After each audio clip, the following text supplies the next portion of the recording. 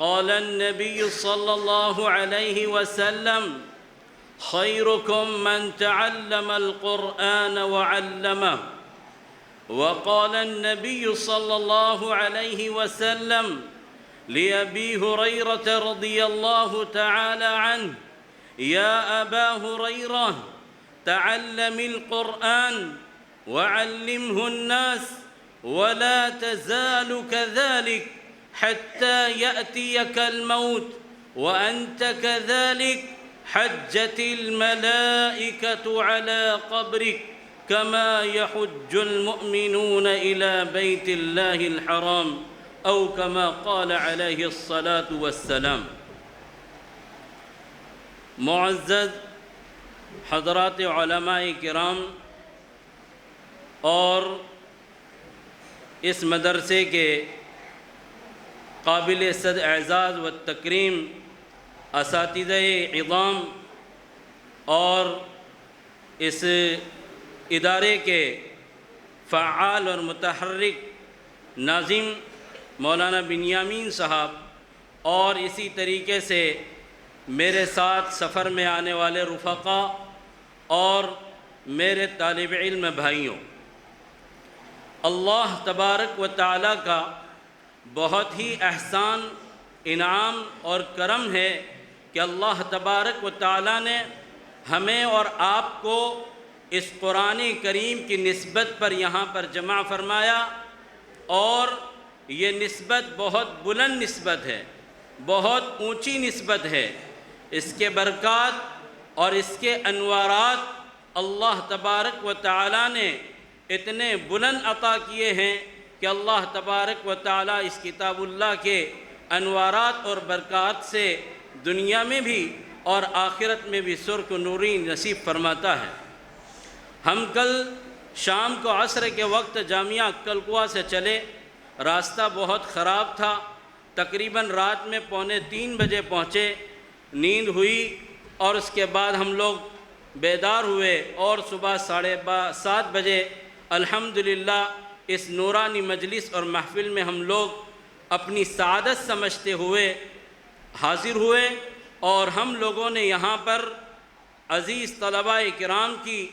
جو تلاوت اور قرآنی نغمات اور روحانی آیات ان کے معصوم زبانوں سے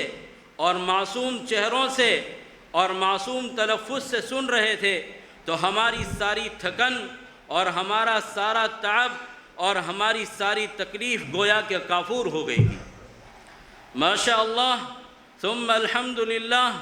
آپ حضرات کی جو تلاوت ہم نے سنی، اللہ تبارک و تعالی اس کو بے انتہا قبول فرمائے اور مزید ترقیات عطا فرمائے. عزیزان گرامی اور عزیز طلبہ، آپ حضرات نے اپنی جو تلاوت ہمارے سامنے اور حاضرین کے سامنے پیش کی ہے، تو ماشاءاللہ آپ کی محنت اور آپ کی جستجو اور آپ کی کاوش بھی ضرور ہے، لیکن ساتھ ہی ساتھ میں آپ کے اساتذہ کرام کی بھی ایک اپنے آپ کو کھپا دینے والی محنت اور کاوش اور جستجو ہے. اس لیے کہ کوئی بھی تحریک اور کوئی بھی عمل بغیر جو ہے جد و جہد کے اور بغیر محنت کے جو ہے کمال تک نہیں پہنچتا ہے. ہم نے یہاں جو آپ حضرات کی تلاوت کو سنا، بڑا اطمینان ہوا،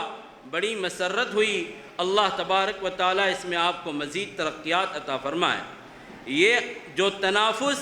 اور تسابق کا جو سلسلہ ہے، یہ کوئی نیا سلسلہ نہیں ہے، بلکہ جناب نبی کریم صلی اللہ علیہ وسلم کے زمانے سے لے کر ہم تک یہ جو ہے سلسلہ سینہ بسینہ تواتر کے ساتھ چلا آ رہا ہے. اللہ کے نبی علیہ السلام اپنے زمانے میں بھی مختلف مسابقات کروایا کرتے تھے، اور اسی طریقے سے صحابہ کرام کی حوصلہ افزائی فرمایا کرتے تھے. کبھی تو اللہ کے نبی علیہ السلام نے حضرت ابو موسیٰ اشعری رضی اللہ تعالی عنہ سے قرآن کریم کو سنا تو بہت ہی مسرت کا اظہار فرمایا.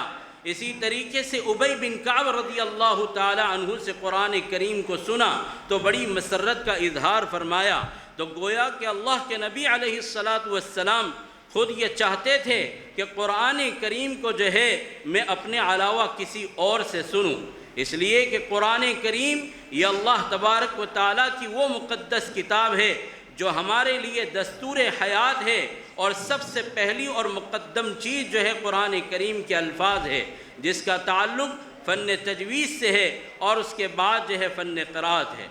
تو اس طریقے سے آپ حضرات نے جو اپنی محنتوں کا مظاہرہ یہاں کیا ہے وہ قابل قدر ہے، قابل مبارکباد ہے کہ آپ حضرات نے اس طریقے سے محنت کی، اور آپ کو اللہ تبارک و تعالیٰ کا شکر ادا کرنا چاہیے کہ آپ کو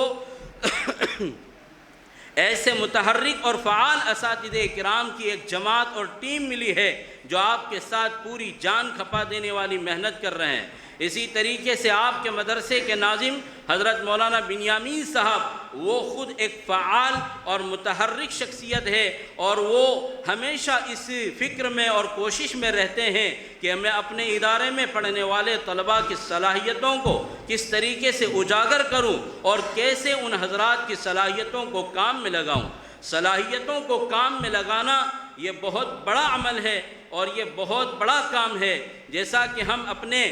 دور ماضی کے اسلاف سے سنتے آئے ہیں، اور اسی طریقے سے صحابہ کرام کے زمانے میں جیسا کہ ایک بہت بڑے جو ہے مقالہ نگار ہے مصر کے علامہ زاہد کوثری مصری، انہوں نے قرات پر اور اسی طریقے سے تجوید پر مقالات جمع کیے ہیں۔ اس میں انہوں نے لکھا ہے کہ حضرت رسول کریم صلی اللہ علیہ وسلم جب مکۃ المکرمہ میں تھے تو اس وقت قرآن کریم کا نزول شروع ہوا، لیکن اللہ کے نبی علیہ السلام نے ابھی مدینہ منورہ ہجرت نہیں فرمائی تھی، لیکن اپنے جانے سے پہلے حضرت مصعب بن عمیر رضی اللہ تعالی عنہ کو اپنا پیغام اور اپنی تحریک لے کر مدینہ منورہ بھیجا تھا، اور اسی طریقے سے حضرت مصعب بن عمیر رضی اللہ تعالی عنہ نے مدینہ منورہ پہنچ کر دار القرآن کی بنیاد رکھی، اور وہاں پر ایک جو ہے اس اعتبار سے ادارہ قائم ہوا۔ تو گویا کہ یہ فکریں اور یہ جتنے بھی کاوشیں اور کوششیں ہو رہی ہیں، گویا کہ یہ سب کے سب صدقہ ہے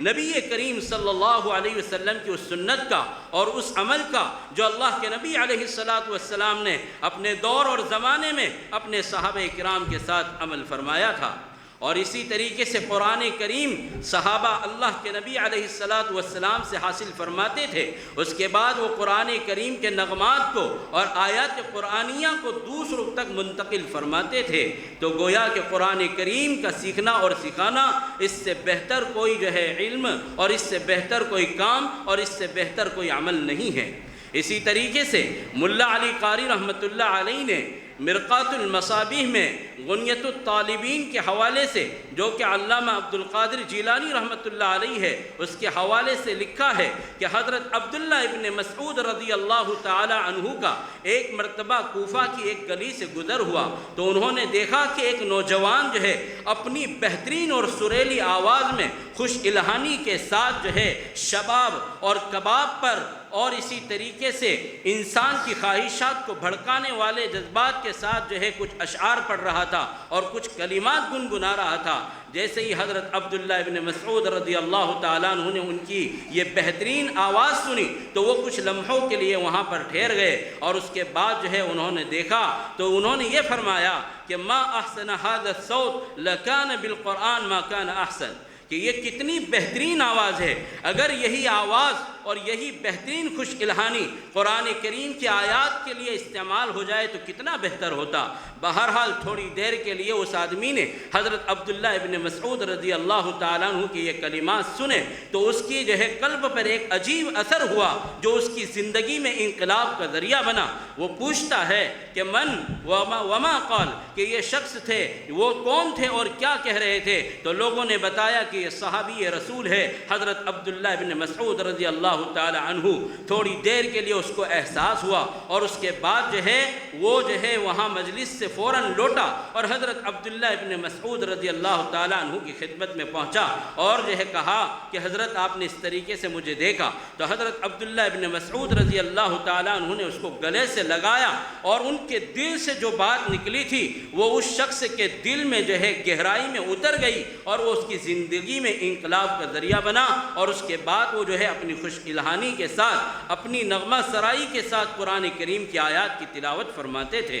تو گویا کہ اس طریقے سے صحابہ میں اور اللہ کے نبی علیہ السلام نے، اور اسی طریقے سے ہر آنے والے دور میں، بہرحال یہ وہ شخص تھے جن کا نام دادان ہے، اور اللہ نے ایسی قبولیت اور قابلیت بعد میں عطا فرمائی کہ وہ جو ہے مسلم شریف میں اور ترمذی میں ان کا نام دادان کے نام سے آتا ہے۔ تو آپ کو میں بتانا چاہتا ہوں کہ قرآن کریم کی محنت کرنا اور قرآن کریم کی خدمت کرنا یہ دنیا میں بھی اور آخرت میں بھی سرخ روئی کا اور کامیابی کا ہمارے لیے ذریعہ ہے۔ ایک نصیحت میں آپ کو اپنا بھائی سمجھ کے کہتا ہوں کہ آپ حضرات جو ہے کبھی بھی عجب میں اور تکبر میں ملوث نہ ہونا، اس لیے کہ آپ کے پیچھے یہ ساری محنتیں آپ کے اساتذہ کی ہے، اور آپ کے اساتذہ آپ کے جو ہے والدین سے بھی زیادہ افضل ہے، اور اس کی دلیل یہ ہے کہ کہ اللہ تبارک و تعالیٰ نے قرآن کریم میں جو ہے جسم کا تذکرہ بھی فرمایا اور روح کا تذکرہ بھی فرمایا ہے، لیکن اللہ تبارک و تعالیٰ نے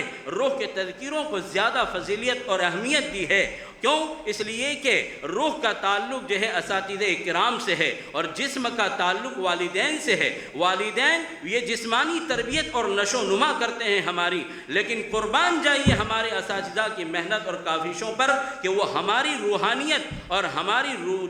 روحانی جو ہے تربیت اور نشو و نما فرماتے ہیں، اور روح جو ہے وہ جسم کے مقابلے میں اہم ہے۔ اس وجہ سے ہمارے یہ اساتذہ جو ہے آپ کے یہ اساتذہ جو ہے آپ کے لیے آپ کے والدین سے زیادہ اہمیت اور فضیلت کے حامل ہے، لہذا ان کو عزت اور محبت کی نگاہ سے رکھنا، اور کبھی بھی ان سے دور نہ ہونا، اور کبھی بھی یہ آپ کے حق میں بہتری کے لیے آپ کے ساتھ کوئی بھی ایسے کلمات کہے تو ان پر صبر کرنا، اور اس کو اپنے لیے جو ہے اپنی مستقبل میں رہنمائی اور رہبری کا اس کو ذریعہ سمجھنا۔ تو گویا کہ یہ قرآن کریم اللہ تبارک و تعالیٰ کی مقدس کتاب ہے، اس کے قرآن کریم کے ایک ایک حرف کو پڑھنے کے لیے محنت اور کوشش کرنا یہ دنیا اور آخرت میں سرخ روئی کا جو ہے ذریعہ ہے۔ اور اسی طریقے سے یہ تسابق اور یہ تنافس جو ہوتا ہے، ظاہر سی بات ہے کہ ہمارے نزدیک آپ میں چاہے وہ ترتیل پڑھنے والا ہو، تدویر پڑھنے والا ہو، ہر طالب علم اپنے میدان کا شہسوار ہے،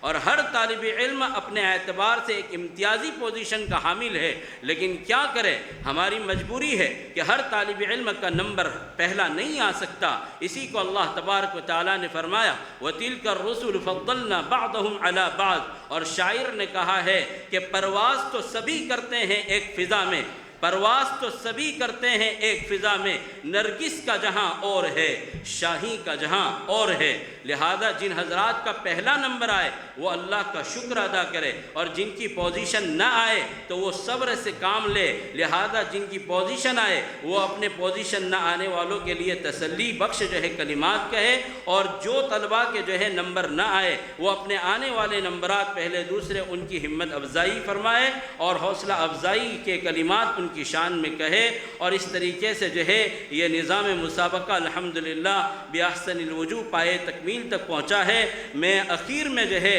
آپ تمام جو ہے طلباء کو، اور اسی طریقے سے آپ کے اساتذہ کرام کو جنہوں نے رات کو رات نہیں سمجھا، دنوں نے دن کو دن نہیں سمجھا، اور میں نے صبح جو ہے قاری صاحب نے فرمایا، ناظم صاحب نے بتایا کہ ان طلباء کے پیچھے رات دن محنت ہوئی ہے، ان کے گلے کی جو ہے صفائی کے لیے، ان کی آواز کو جو ہے محفوظ رکھنے کے لیے کتنی کوششیں کی گئی ہے اور کتنی تدابیر استعمال کی گئی ہے۔ اللہ تبارک و تعالیٰ ان تمام جو ہے حکمتوں کو اور تدابیر کو جو ہے اپنانے والوں کو، اور تمام طلباء، اساتذہ اور ناظم صاحب کو، اور جتنے بھی جو ہے معاونین ہیں اس پروگرام میں حصہ لینے والے، اللہ تبارک و تعالیٰ سب کو قبولیت عطا فرمائے، اور اللہ پاک دارین میں انہیں اجر عظیم عطا فرمائے۔ انہی کلمات کے ساتھ میں اپنی جگہ لیتا ہوں۔ وآخر دعوانا الحمدللہ رب العالمین۔ ہے ہند میں انوکھا مرکز تحفظ-E-Deen، یہ دین کا ترجمہ ہے مرکز تحفظ-E-Deen۔